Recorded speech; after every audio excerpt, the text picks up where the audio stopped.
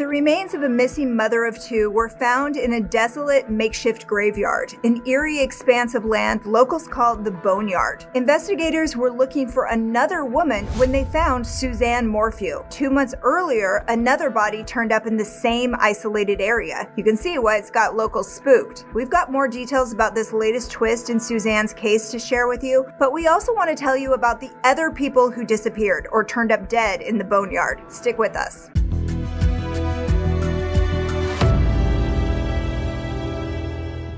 Welcome to True Crime Recaps. I'm Amy. On September 26, 2023, the Colorado Bureau of Investigation identified a body police have been looking for 3 years. Suzanne Morphew was reported missing on Mother's Day, 2020. Her bike and helmet were tossed over a ravine not far from her house in Chaffee County. But investigators always maintained the scene was staged. They believe Suzanne's husband, Barry, was behind her disappearance. He was arrested for her murder in 2021.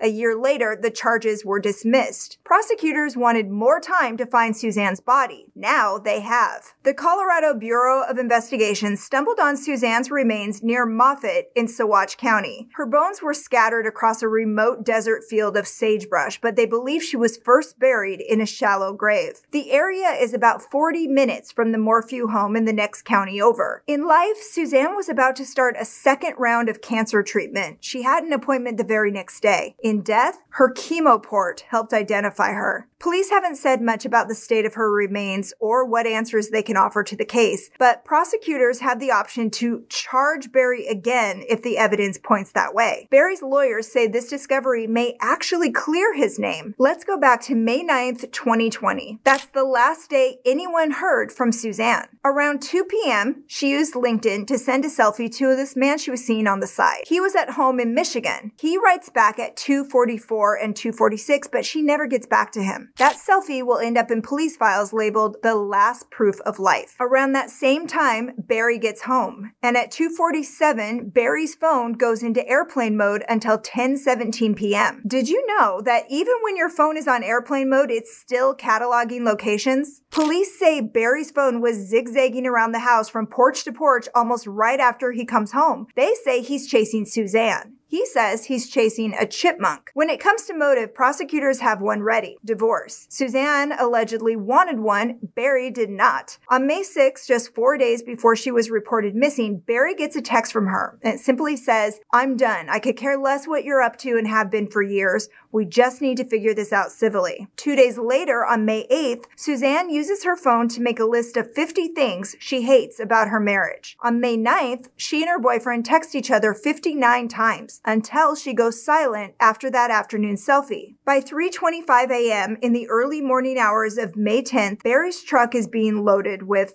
something. Data shows truck doors opening and closing between 3:25 and 3:51 a.m., according to the affidavit. His phone is switched back into airplane mode at 4:31 a.m. GPS data shows he took off around 5 a.m., headed for a job site in Broomfield, Colorado. Although, when he gets to the main road, he turns in the opposite direction first, the same general area where his wife's bike will later be found abandoned at the bottom of a steep ravine. By 5:30 a.m., his phone is active again and moving toward Broomfield, north of their home near Salida. Over the 155-mile drive, Barry stops 5 times to throw things away before checking into a Holiday Inn in Broomfield, but he doesn't stay long. After a neighbor reports Suzanne missing, Barry drives home. He gets back around 8:45 p.m. His first comment was that a wild animal might have attacked her, or maybe a wild animal of the humankind from a nearby RV park has taken her. In fact, unknown male DNA is found on the back seat of her car and in the glove box and on her bike. Partial profiles match 3 unsolved sexual assault cases in Chicago, Phoenix, and Tempe, Arizona. 3 years later, her remains have finally been found, about 40 miles south of the place she was last seen. Now, Barry's lawyers say that's the detail that'll clear him. See, investigators were following Barry's trail in their search for Suzanne, and on May 10th, his trail led north. They weren't looking for her in Saguache County. When the CBI accidentally found her, They were looking for someone else, 55-year-old Edna Quintana. Now, Edna lived in Saguache, Colorado, just like her parents before her and their parents before them, going back 5 generations. Less than 600 people call the small Colorado town home. But before she vanished on May 3rd, 2023, Edna's family says she'd gotten involved with a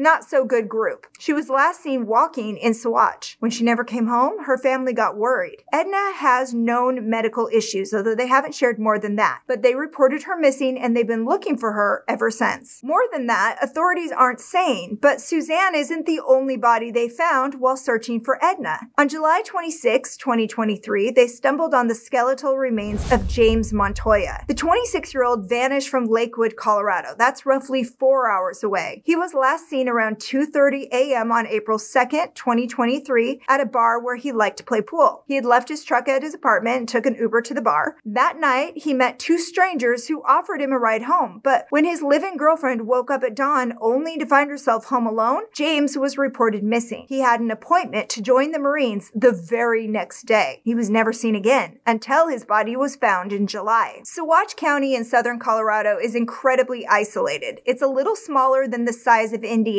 but only about 6,300 people live there. To put it in perspective, Indiana's population is more than 6 million. Saguache County is the kind of lonely area where you can go hours without seeing another soul. Well, 29-year-old Crystal Reisinger was the subject of the Up and Vanish podcast season 2. She went missing from Crestone in Saguache County. That's about 13 miles away from Moffett, which is the closest town to the spot where Suzanne was found. Crestone is well known to people seeking religious enlightenment. It's known as the New Age religious capital of the world, according to the podcast. Crystal was one of those truth seekers. She moved to the area from Denver in 2015. She was last seen after a full moon drum circle party on July 13th, 2016. She left behind a 4-year-old daughter, and her phone and medication were found in her apartment. But Crystal hasn't been seen since. It's not clear if there's any link between these cases outside of the geography, but police say all the investigations are still open and active. As for how Suzanne Morphew ended up in the same area, well, that's a mystery too. Hopefully her remains will reveal more answers. So what do you think happened to Suzanne?